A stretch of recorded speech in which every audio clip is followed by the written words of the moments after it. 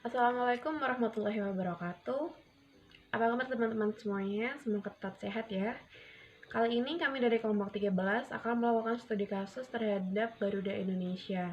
Sebelumnya perkenalkan dulu, saya Yunifa Datin NIM 111, ada Dikna Ardelia NIM 188, ada Sandi Prasetyo Adi NIM 105, dan juga ada Andi Kurniawan NIM 176.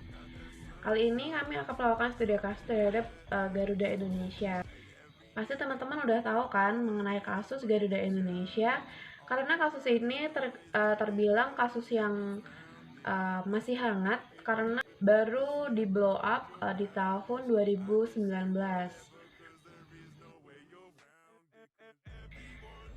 Sebelum masuk ke kasusnya, kita sedikit review aja ya mengenai Garuda Indonesia.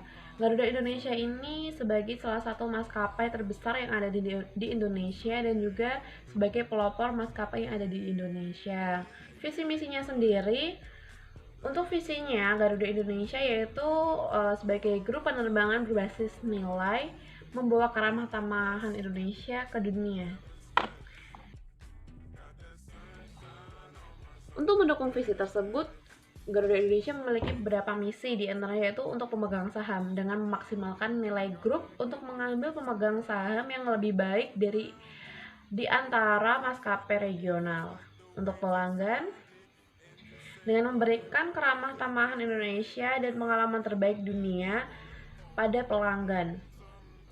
Yang ketiga yaitu untuk proses, sambil menerapkan kepemimpinan biaya dan sinergi dalam kelompok. Dan yang terakhir dalam karyawan, dengan melibatkan karyawan yang bersemangat dan bangga di salah satu perusahaan yang paling dikagumi untuk bekerja di Indonesia.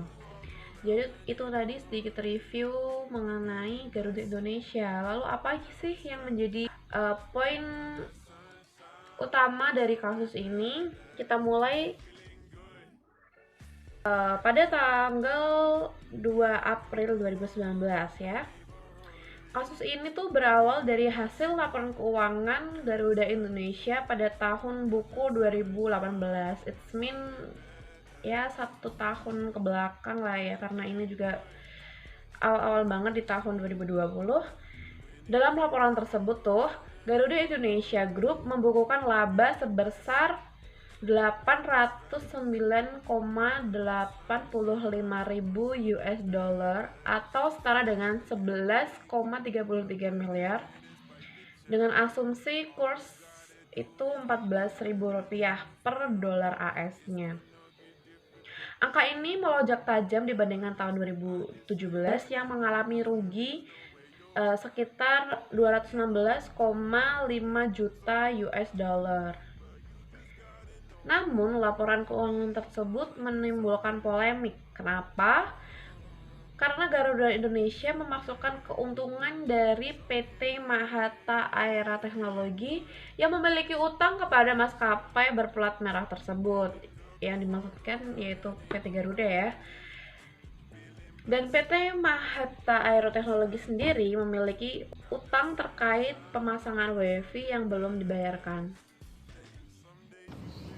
Pada tanggal 30 April 2019, BEI atau Bursa Efek Indonesia memanggil jajaran direksi Garuda Indonesia beserta dengan KAP yang mengaudit laporan milik Garuda, yaitu KAP Tanubrata, Sutanto, Fahmi, Bambang, serta rekan untuk dimintai keterangan mengenai laporan keuangan milik Garuda.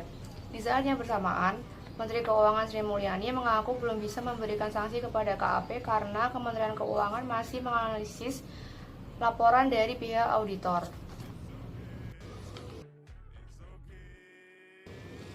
OJK meminta BEI untuk melakukan verifikasi mengenai kebenaran laporan keuangan milik Garuda pada tahun 2018 mengenai pengakuan pendapatan mereka. Pada tanggal 3 Mei 2019, Garuda Indonesia mengeluarkan pernyataan resmi bahwa mereka tidak akan melakukan audit ulang terhadap laporan keuangan mereka. Kisruh laporan keuangan milik Garuda ini menyeret PT Mahata Aeroteknologi. Dengan menandatangani kerjasama dengan PT Garuda Indonesia, PT Mahata mencatatkan utang sebesar 239 juta US dollar, di mana oleh Garuda dicatat sebagai pendapatan dalam laporan keuangan mereka tahun 2018. Pada tanggal 21 Mei 2019, Garuda Indonesia dipanggil oleh Komisi 6 DPR RI. Dalam penjelasannya, Direktur Utama Garuda Indonesia yaitu I Gusti Ngurah Askara menjelaskan tentang kerjasama Garuda dengan PT Mahata Aero Teknologi. Mereka bekerjasama dalam menyediakan layanan Wi-Fi on board secara gratis. Dalam kerjasama ini, PT Garuda mendapatkan pendapatan sebesar 239 juta US dollar yang masih berbentuk piutang dari PT Mahata Aero Teknologi. Pada tanggal 14 Juni 2019, Kementerian Keuangan telah menyelesaikan pemeriksaan terhadap kantor akuntan publik Tanubrata, Sutanto, Fahmi, Bambang, serta rekan terkait dengan laporan keuangan milik Garuda Indonesia. Dalam pemeriksaannya, Kementerian Keuangan menemukan adanya dugaan audit yang tidak sesuai dengan standar akuntansi. Kementerian Keuangan masih menunggu koordinasi dengan OJK terkait dengan penetapan sanksi bagi KAP Tanubrata, Sutanto, Fahmi, Bambang, serta rekan. Selanjutnya, pada tanggal 28 Juni 2019, Garuda Indonesia dikenakan sanksi oleh berbagai pihak. Yang pertama dari OJK, yaitu denda sebesar 100 juta. Kemudian dari pihak BEI, yaitu denda sebesar 250 juta. Selanjutnya, selain Garuda Indonesia, KAP Tanubrata pun mendapatkan sanksi, yaitu pembekuan selama 12 bulan atau 1 tahun. Kemudian teori-teori yang berhubungan. Yang pertama adalah teori agensi. Teori ini menjelaskan tentang hubungan antara pihak agensi atau pihak manajer dengan pihak prinsipal atau pihak pemilik sumber daya di dalam perusahaan. Dalam teori ini dijelaskan dua permasalahan. Yang pertama adalah asimetri teori, asimetri informasi di mana pihak manajer lebih mengetahui daripada pihak prinsipal. Yang kedua adalah terjadinya konflik kepentingan akibat perbedaan tujuan. Kemudian teori sinyal. Teori ini menjelaskan dorongan mengapa perusahaan memberikan informasi kepada pihak eksternal berupa laporan keuangan, yaitu adanya asimetri informasi antara pihak internal perusahaan dengan pihak eksternal perusahaan. Selanjutnya, legitimasi teori. Legitimasi teori dapat dianggap sebagai menyamakan persepsi bahwa apa yang dilakukan oleh perusahaan merupakan tindakan yang diinginkan, pantas, ataupun sesuai dengan norma, nilai, dan kepercayaan di dalam suatu masyarakat. Legitimasi sangat penting karena legitimasi suatu masyarakat akan mempengaruhi bagaimana perusahaan berkembang di masa depannya. Ya, baik, perkenalkan saya Andi Kurniawan Kristanto, NIM 176, akan melanjutkan presentasi yang telah dipaparkan oleh teman saya.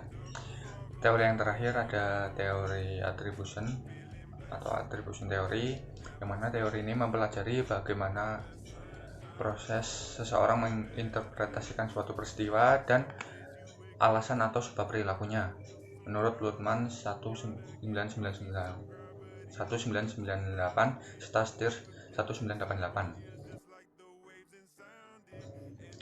Kemudian ada analisis kasus dan teorinya.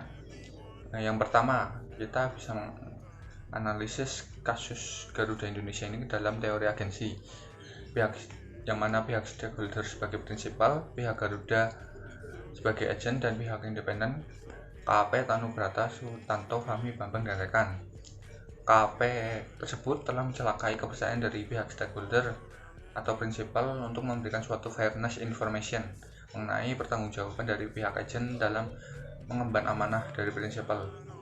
Pihak agen dalam hal ini manajemen Garuda secara rasional untuk kepentingan dirinya sendiri bertindak dengan melupakan norma dan etika bisnis yang sehat.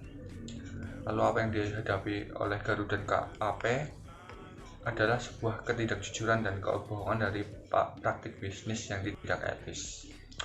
Yang kedua ada teori signaling, di mana sesuai dengan pendekatan signaling bahwa untuk mengendalikan pihak investor, manajemen pada kasus Garuda ini berperilaku untuk meningkatkan laba perusahaan yang tentunya melakukan fraud karena ingin bertujuan untuk menarik investor. Seperti itu. Yang ketiga ada attribution theory, di mana apabila manajemen membuat kecurangan dalam laporan keuangan memiliki sebab atau alasannya sesuai dengan teori ini. Di dalam kasus Garuda ini, manajemen ingin terlihat bekerja dengan baik oleh pemegang saham. Perilaku kecurangan ini bisa terjadi karena adanya kekuatan internal dari manajer maupun kekuatan eksternal dari manajer. Seperti itu mungkin presentasi dari kami. Apabila ada kurang lebihnya kami mohon maaf. Apabila ada yang kurang jelas silahkan bisa kita diskusikan bersama-sama. Sekian, terima kasih. Selamat pagi dan wassalamualaikum warahmatullahi wabarakatuh.